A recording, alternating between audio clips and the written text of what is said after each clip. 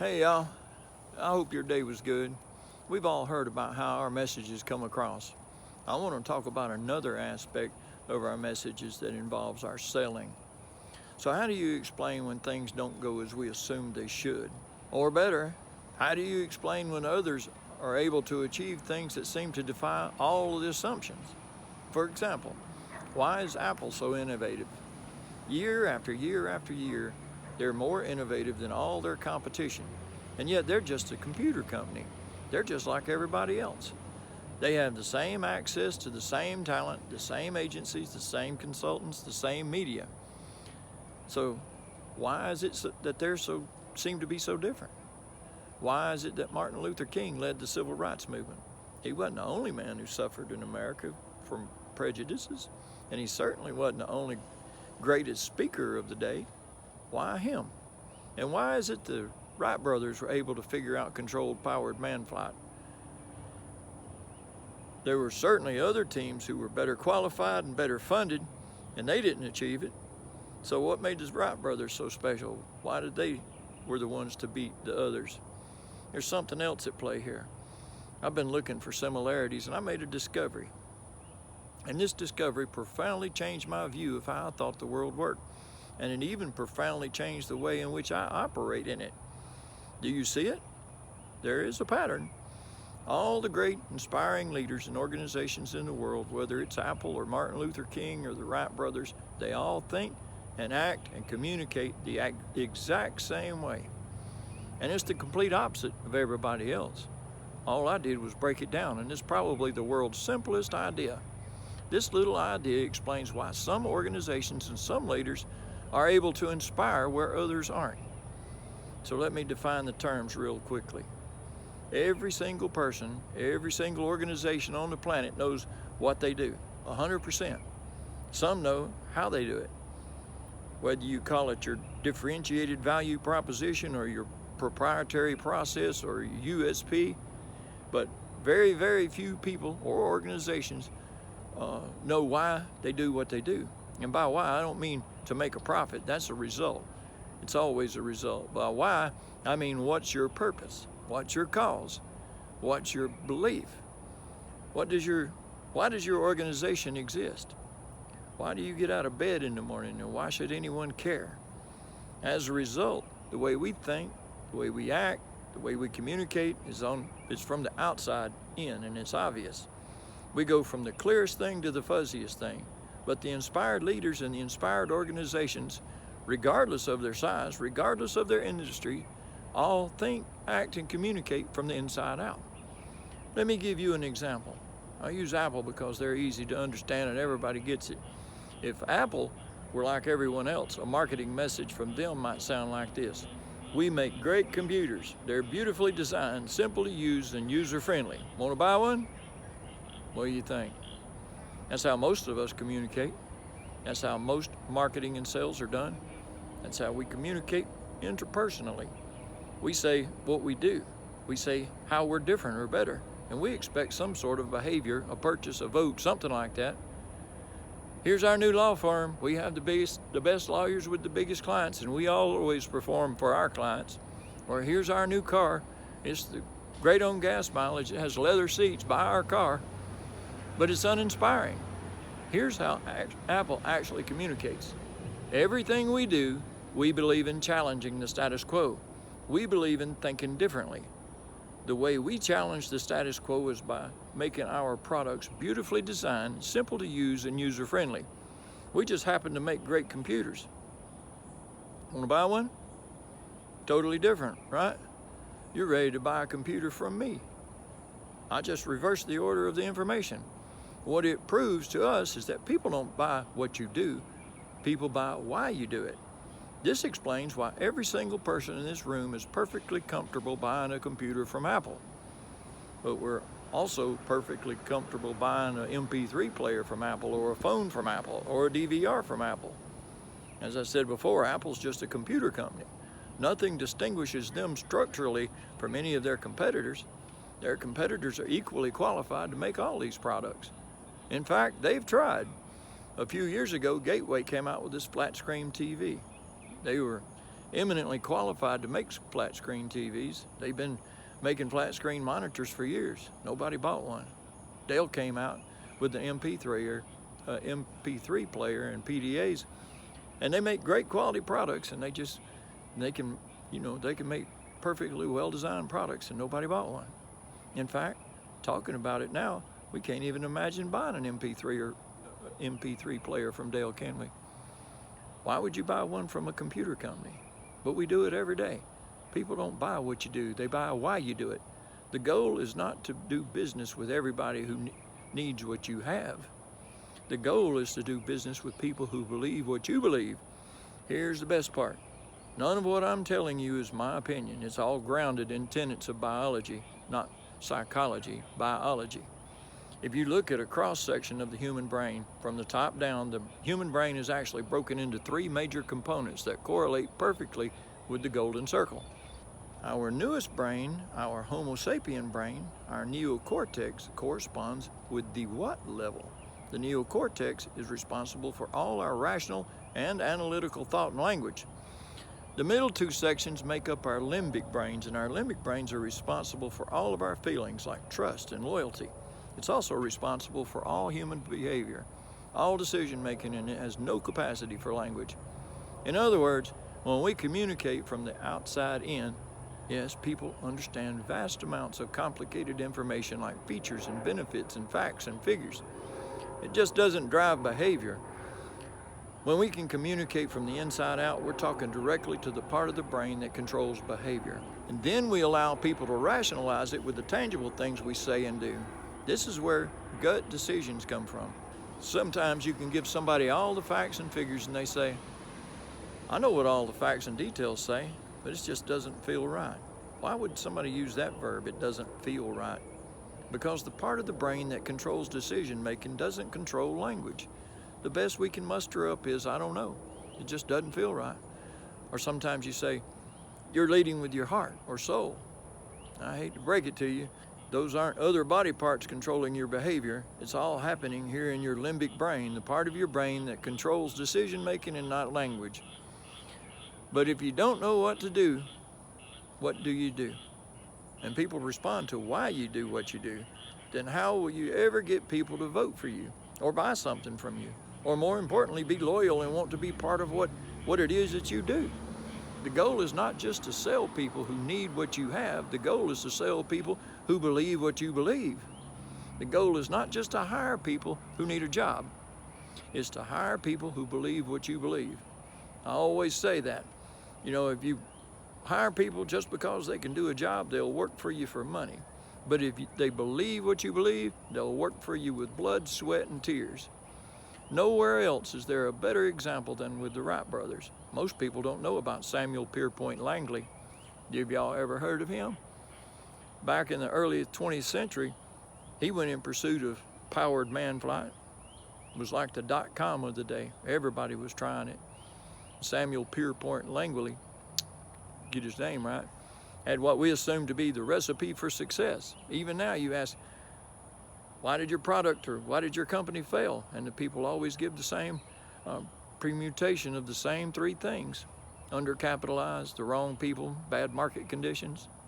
It's always the same 3 things. So let's explore that.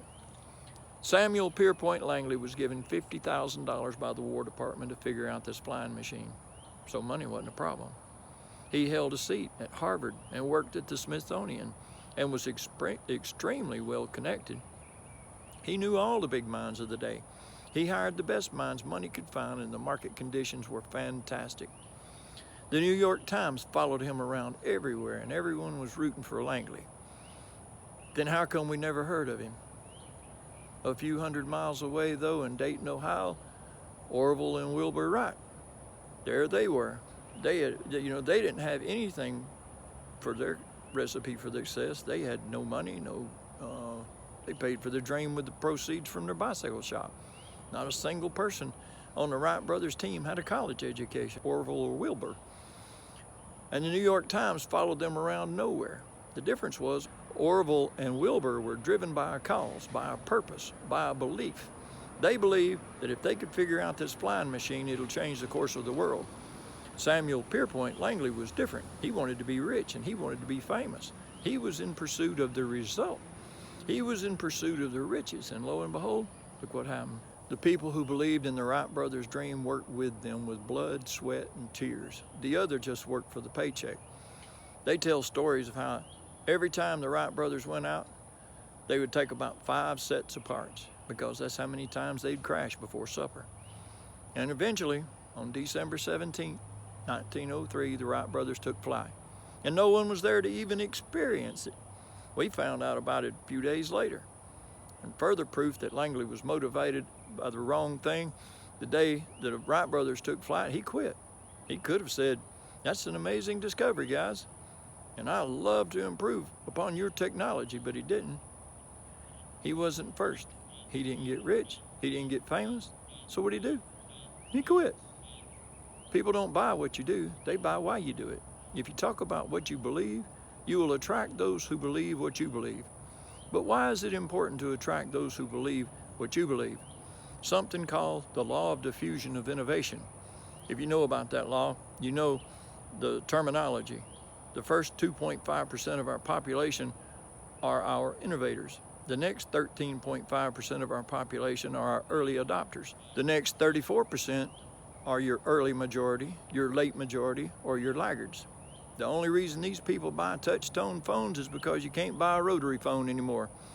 We all sit at various places at various times on this scale, but with the law of diffusion of innovation tells us is that if you want mass market success or mass market acceptance of an idea, you can't have it until you've achieved this tipping point between 15 and 18% market penetration. And then the system tips. I love asking businesses, what's your conversion on a new business? And they'd love to tell you it's about 10%. And they say that proudly. Well, you can trip over 10% of the customers. We all get to know about 10% who just get it. That's how we describe them, right? That's like that gut feeling. Oh, they just get it. The problem is, how do you find the ones that get it before doing business versus the ones who don't get it? So it's this here, this little gap that you have to close. As Jeffrey Moore calls it, crossing the chasm. Because you see, the early majority will not try something until someone else has tried it first. And these guys, the innovators and the early adopters, they're comfortable making those gut decisions. They're more comfortable making those intuitive decisions that they are driven by what they believe about the world and not just what product is available. These are the people who stood in line for 6 hours to buy an iPhone when they first came out, when they could have bought one off the shelf next week. These are the people who spent $40,000 on the flat screen TVs when they first came out, even though the technology was substandard. And by the way, they didn't do it because the technology was so great. They did it for themselves. It's because they wanted to be first. People don't buy what you do. They buy why you do it. And what you do simply proves what you believe. In fact, people will do these things that prove what they believe. The reason the person bought the iPhone in the first 6 hours and stood in line for 6 hours was because of what they believed about the world and how they wanted everybody to see them. They were first. People don't buy what you do, they buy why you do it. So let me give you a famous example, a famous failure and a famous success of the law of diffusion of innovation. First, the famous failure. It's a commercial example. As we said before, the recipe for success is money and the right people and the right market conditions. You should have success then. Look at TiVo. From the same time TiVo came out about 8 or 9 years ago to this current day, they are the single highest quality product on the market. Hands down, there's no dispute. They were extremely well funded. Market conditions were fantastic. We use TiVo as a verb. I TiVo stuff on my piece of junk Time Warner DVR all the time. But TiVo's a commercial failure. They never made any money. And when they went IPO, their stock was about $30 or $40, then plummeted. And it's never traded above 10. In fact, I don't think it's even traded above 6 except for a couple of little spikes. Because you see, when TiVo launched their product, they told us what they had. They said, we have a product that pauses live TV, skips commercials, rewinds live TV, and memorizes your viewing habits without even asking. And the cynical majority says, we don't believe you, we don't need it, we don't like it, you're scaring us. What if they just said, If you're the kind of person who likes to have total control over every aspect of your life, boy, do we have a product for you. It pauses live TV, skips commercials, memorizes your viewing habits, all that stuff. People don't buy what you do, they buy why you do it. What you do simply serves as the proof of what you believe. Now let me give you a successful example of the law of diffusion of innovation.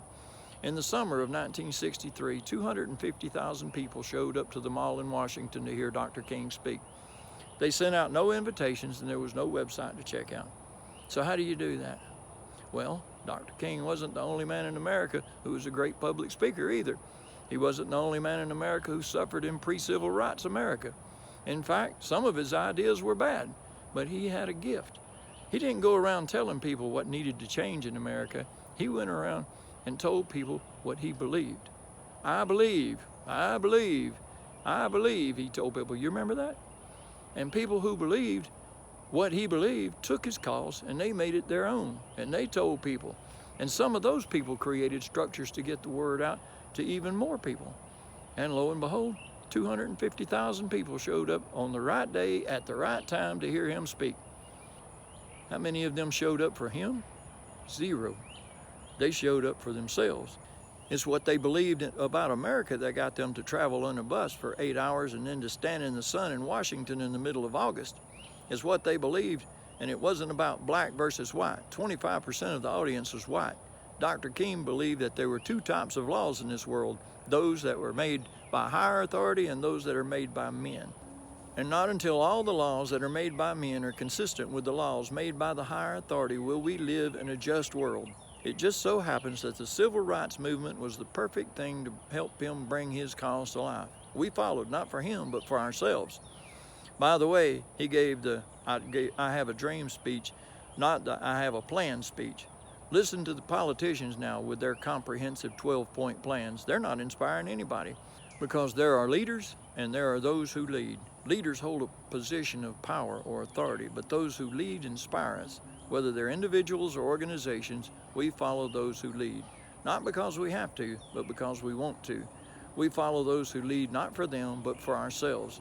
And it's those who start with why that have the ability to inspire those around them or find others who inspire them. I hope you enjoyed this reality check. I'm betting you remember being told all this before. Please like my videos and subscribe to my channel. Thank you very much. Have a great day.